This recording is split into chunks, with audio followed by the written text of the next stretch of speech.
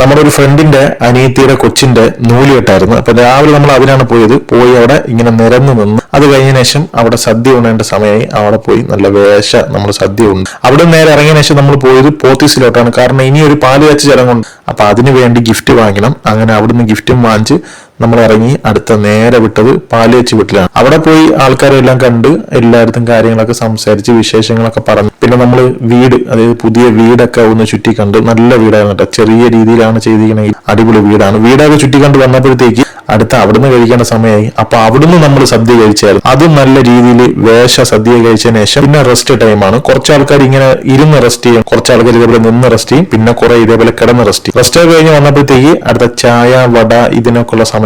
അങ്ങനെ അത് ഓരോന്നായിട്ട് നമ്മൾ ട്രൈ ചെയ്യാൻ തുടങ്ങി. അതൊക്കെ കഴിച്ച് ഗുലാബ് ജാമൊക്കെ ഉണ്ടായിരുന്നു, ജ്യൂസ് ഉണ്ടായിരുന്നു, അതൊക്കെ കഴിച്ച് റെഡി വന്നപ്പം അടുത്ത മെയിൻ ഐറ്റങ്ങൾ വന്നു. പുട്ട്, ഇടിയപ്പം, റൈസ്, അങ്ങനെ കുറെ ഐറ്റങ്ങൾ. അതെല്ലാം കൂടെ കഴിച്ച് ഒക്കെ വന്നപ്പോഴത്തേക്ക് ഇനി നമ്മൾ അവിടെ നിന്നാൽ ശരിയാവൂല, ഇനി ആർക്കും ഒന്നും കിട്ടാത്ത അവസ്ഥ വരും. അതുകൊണ്ട് നമ്മൾ എല്ലാവരും ഇറങ്ങി അവരവരുടെ വീടുകളിൽ പോയി. അപ്പൊ ഗെറ്റ് ദ സെൻസ്, ബൈ.